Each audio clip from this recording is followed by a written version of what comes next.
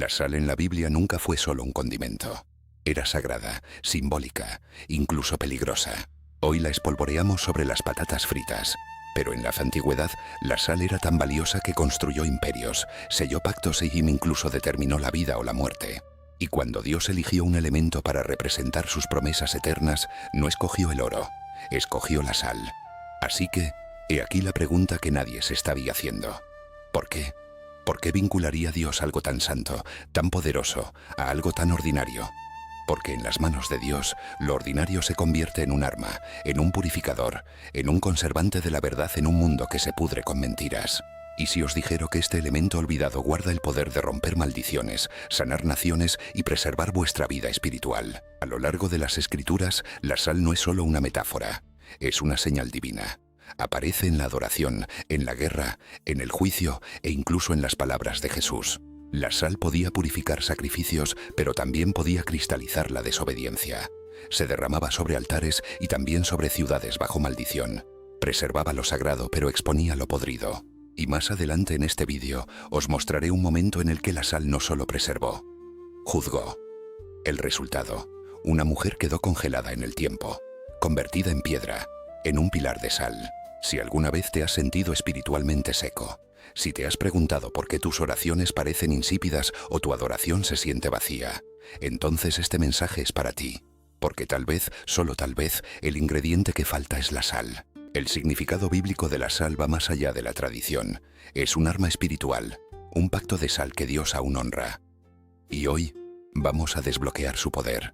Así que no parpadeéis, la primera revelación comienza ahora mismo. Mucho antes de reposar con indiferencia en las mesas, la sal era un tesoro. De hecho, alguna vez se consideró más valiosa que el oro. Economías enteras se construyeron sobre ella. Se libraron guerras por su causa. Antiguos caminos como la famosa Vía Salaria en Roma fueron tallados en la tierra solo para transportarla. A los soldados romanos no se les pagaba con sal. Pero la palabra latina salarium, vinculada al alto valor de la sal, terminó convirtiéndose en nuestra palabra salario. Y aquí es donde la historia da un giro divino. Dios usó lo que el mundo veía como más precioso para enseñar algo eterno. Veréis, mientras los reyes usaban la sal para construir reinos, Dios la usó para construir pactos. La sal era duradera, incorruptible y esencial para la vida. En una época sin refrigeración, la sal conservaba la carne e impedía que la comida se pudriera. Sin ella la vida se descomponía. Con ella la vida perduraba. Pero más allá de eso, la sal no solo preservaba la vida física, se convirtió en un símbolo para preservar las promesas espirituales. Dios nunca hace nada por accidente. Así que cuando eligió la sal para representar su fidelidad, no estaba escogiendo una especie al azar. Estaba eligiendo precisamente lo que sostenía la vida en un mundo roto. Por eso encontraréis sal en los altares, en las ofrendas e incluso en mandatos divinos. No por el sabor, sino por la verdad. La sal era sagrada. Era más que un ingrediente, era un mensaje. Y ese mensaje era sencillo. Lo que el hombre usa para comprar imperios, Dios lo usa para sellar la eternidad. Lo que el hombre usaba para comerciar imperios, Dios lo usaba para intercambiar promesas. Así que cuando leemos sobre la sal en las Escrituras, no estamos leyendo sobre condimentos. Estamos leyendo sobre pacto, pureza, permanencia y poder. Esa es la base. Porque si la sal tenía tanto peso en manos de reyes, imaginad lo que significa en manos del Rey del Cielo. Y eso nos lleva a mí a una de las frases más misteriosas de toda la Escritura. El pacto de sal. Ocultos en lo profundo del Antiguo Testamento, hay dos versículos que muchos creyentes nunca han llegado a comprender de verdad. Y sin embargo, contienen la clave para asir la naturaleza eterna de las promesas de Dios. Ahí está el pacto de sal. ¿Pero qué significa? En las culturas antiguas, la sal era el símbolo supremo de permanencia. Cuando dos partes establecían un pacto, compartían sal o la esparcían como señal de que el acuerdo era irrevocable. La sal no podía pudrirse, no podía desvanecerse. Permanecía y con ella la promesa. Así que cuando Dios dice que su pacto es un pacto de sal, no habla de sabor, habla de fidelidad. La sal era incorruptible como la palabra de Dios. Preservaba como la misericordia de Dios. Añadía valor, como la presencia de Dios en nuestras vidas. De hecho, en Oriente Medio, romper un pacto de sal se consideraba una de las peores traiciones. No era solo una violación legal, era una ofensa espiritual. Y ese es el tipo de pacto que Dios hizo con su pueblo. Estaba diciendo: mi promesa para vosotros no es temporal. Sobrevivirá a reinos, perdurará más que imperios. Es tan inquebrantable como la sal en la tierra. Pero aquí está el giro. La sal no solo representaba la vida, también revelaba lo que estaba muerto. Si vertías sal sobre una herida, ardía. Si la esparcías sobre la tierra, la esterilizaba, la volvía estéril.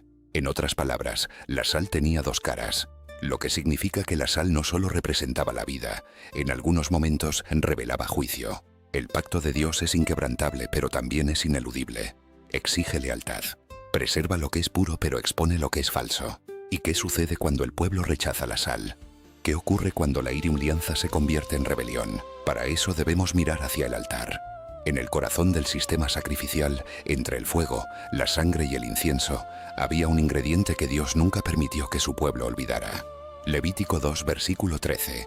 Sazonarás con sal toda ofrenda de cereal.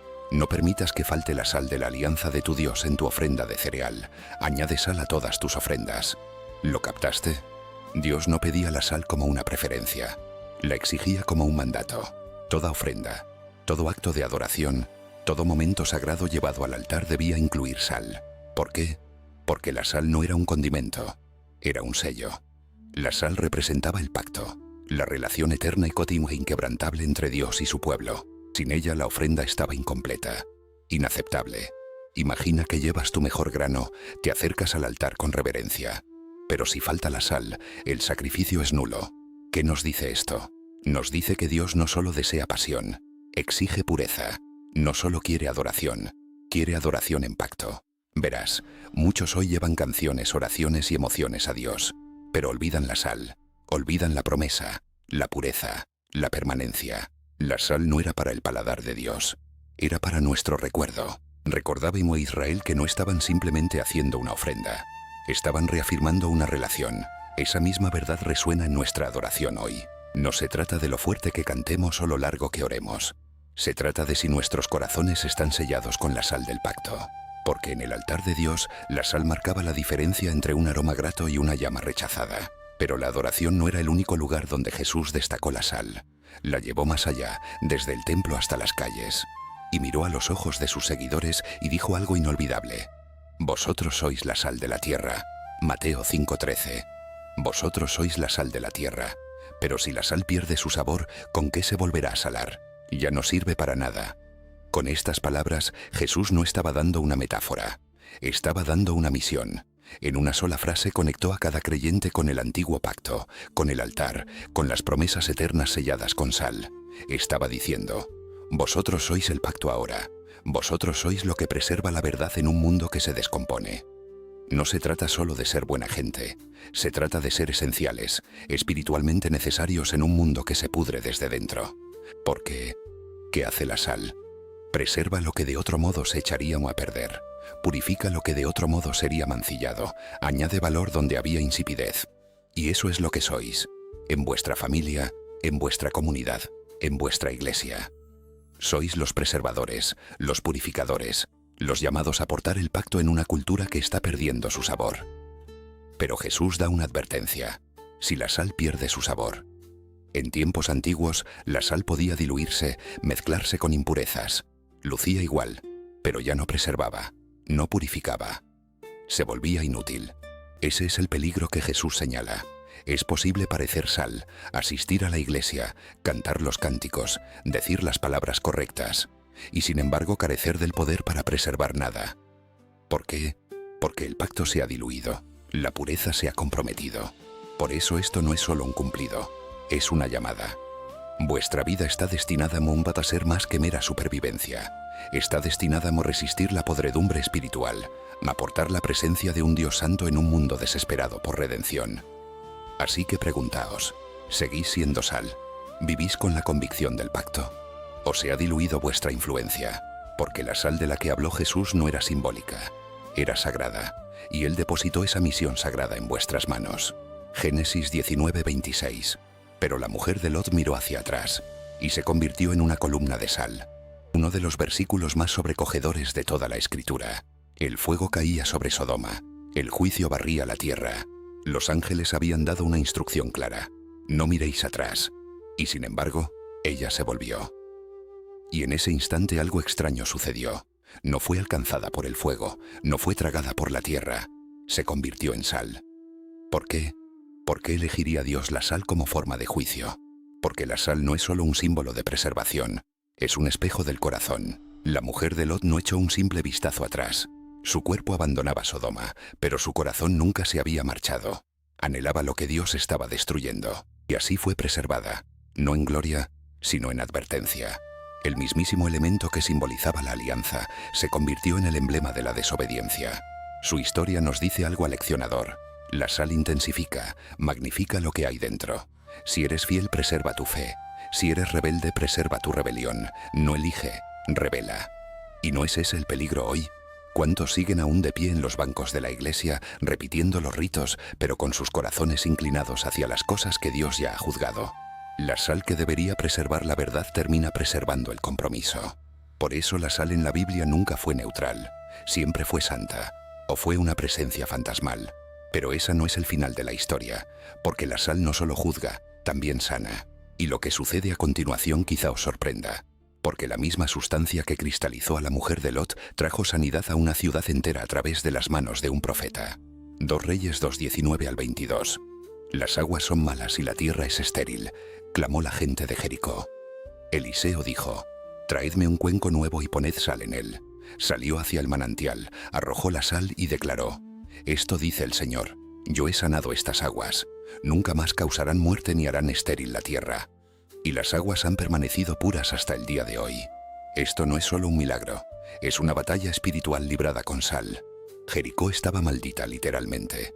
Tras la caída de los muros en tiempos de Josué, la ciudad arrastraba una maldición generacional, una que hacía la tierra yerma y las aguas tóxicas. Por mucho que la gente trabajara, nada crecía, todo moría, hasta que un profeta intervino con sal. Ahora, detente y reflexiona sobre esto. Elías no construyó una presa, no purificó el agua con químicos o rituales. Tomó un pequeño acto simbólico, un cuenco de sal, y lo liberó en la fuente. ¿Por qué? Porque esto no era química, esto era un pacto. Esto no era magia, era fe en la palabra de Dios. La sal en manos de un profeta se convirtió en un arma de sanación. La maldición no tuvo la más mínima oportunidad. Ese es el poder de la sal del pacto. No solo preserva, transforma. No solo detiene la decadencia, restaura la vida. Y lo mismo es cierto hoy. Hay lugares en tu vida que se sienten yermos, lugares que se sienten como Jericó, malditos, rotos, sin vida. No importa lo que hagas, nada parece cambiar. Pero quizás, solo quizás, lo que faltaba era sal. No la física, sino la de la obediencia. Porque esto no trataba del cuenco de Eliseo, sino de su fe. Cuando el pacto se encuentra con la obediencia, incluso lo amargo se vuelve dulce. La sal se convirtió en el vehículo de la palabra de Dios, y la maldición se rompió. Así que, ¿y si tu acto de obediencia, tu oración, tu adoración, tu rendición, son la sal que activa la sanación en tu familia, en tu vida? No necesitas más esfuerzo, necesitas más pacto. Porque las aguas de Jericó no fueron sanadas por el poder, sino por una promesa. Ya veis. Así como la sal conserva la carne extrayendo las impurezas, las pruebas en nuestras vidas extraen lo que está oculto. El dolor expone el orgullo, la lucha revela la confianza, el fuego revela la fe. Jesús no hablaba de castigo, hablaba de preparación. Ser salado con fuego es soportar la adversidad con un propósito sagrado. Es una contradicción divina. Que Dios use el calor, el dolor, la presión, no para quebrantarte, sino para sazonarte para la eternidad. Pensadlo. La sal, cuando se aplica a una herida, escuece, pero también limpia, purifica, previene la infección. Del mismo modo, las temporadas de fuego en vuestra vida, las pérdidas, los desengaños, las pruebas, queman pero también limpian. Arrancan lo que no es eterno, para que lo que permanece sea puro. Todos serán salados con fuego. No solo los malvados, no solo los rebeldes. Todos. Porque Dios no nos prepara para la comodidad, nos prepara para la gloria. Y en esa preparación, el fuego se convierte en condimento. Ni una sola lágrima se desperdicia, ni una sola tormenta carece de sentido. Cada llama que te toca ha pasado primero por sus dedos. ¿Alguna vez has atravesado un fuego que molíbatas en lugar de consumirte y ha preservado tu fe? Tal vez lo estés caminando ahora mismo. Y si es así, recuerda esto. El fuego salado no es tu final, es tu condimento. No estás siendo consumido, estás siendo apartado. Porque antes de que la sal sane una tierra, antes de que la sal rompa una maldición, a menudo quema lo que no pertenece. Y cuando termina, lo que queda es santo. En un mundo lleno de supersticiones y rituales superficiales, hay algo poderoso y profundamente bíblico en orar con intención. Y en algunos círculos de fe, los creyentes han comenzado a usar sal en la oración. Ahora seamos claros, la sal en sí no es mágica, no contiene poder divino. Pero a lo largo de las Escrituras carga con un significado espiritual, y ese significado puede activar algo poderoso cuando se combina con la fe. La sal en la oración se convierte en un símbolo, un recordatorio visual de la fidelidad de Dios y de la pureza a la que estamos llamados. Es decir, preserva mi mente, Dios. Purifica mis pensamientos, sana lo que ha sido maldecido en mi familia, rompe la decadencia generacional que yo no puedo reparar por mí mismo. La sal no es un atajo, no es superstición. El poder nunca está en el objeto, está en la obediencia. La autoridad reside en aquel que honra el pacto. Así que si sientes el impulso de usar sal en la oración, hazlo no para impresionar al cielo, sino para recordar el pacto del que formas parte. No estás suplicando a Dios que te note, estás orando como alguien que sabe que ya lo ha hecho. La sal no exige atención, confirma la conexión. Y en un mundo donde las oraciones a menudo se sienten apresuradas o rutinarias, un símbolo como la sal puede traer nuestros corazones de vuelta a lo que más importa: la fidelidad de nuestro Dios y nuestra fidelidad como respuesta. Colosenses 4:6. Que vuestra conversación sea siempre amena y sazonada con sal, para que sepáis cómo debéis responder a cada uno. La sal no solo pertenece a los altares o a las ofrendas, pertenece a tu boca. Tus palabras tienen peso, o preservan la vida, o aceleran la decadencia. Cuando Pablo dice que sazonéis vuestro hablar con sal, no se refiere a sonar ingeniosos. Habla de ser espiritualmente potentes, de escoger palabras que purifiquen, que eleven, que reflejen el pacto. Pensadlo. Igual que la sal resalta la riqueza de los alimentos, vuestras palabras pueden resaltar la riqueza de la verdad. Pero lo contrario también es cierto. Las palabras descuidadas pudren las relaciones. El chisme se extiende como una enfermedad. El sarcasmo hiere. El silencio puede destruir cuando más se necesita la verdad. Dios llama a su pueblo a hablar como sacerdotes, no como comentaristas. Vuestras palabras no son ruido de fondo. Son agentes espirituales de preservación o de descomposición. Y aquí es donde se vuelve serio. Jesús dijo en Mateo 12:36, «De toda palabra ociosa que hablen los hombres, de ella darán cuenta en el día del juicio». ¿Cómo, pues, sazonamos nuestro hablar? Anclándolo en la gracia. Decimos la verdad, pero la decimos con amor. Corregimos con humildad, no con orgullo. Testificamos con valentía, no con arrogancia. El hablar sazonado no es cuestión de ser educados. Es cuestión de ser poderosos en el espíritu. Porque en un mundo lleno de charla tóxica, el pueblo de Dios está llamado a vivir o hablar sanidad, restauración, vida. Vuestras palabras no son solo sonidos, son semillas. Así que, ¿qué estáis plantando? Y si alguien probase vuestra conversación hoy, ¿encontraría verdad preservada o solo ruido vacío? Desde las aguas amargas de Jericó hasta la columna de sal en Sodoma, la sal ha trazado un poderoso camino a través de las Escrituras, uno de preservación, purificación e incluso juicio.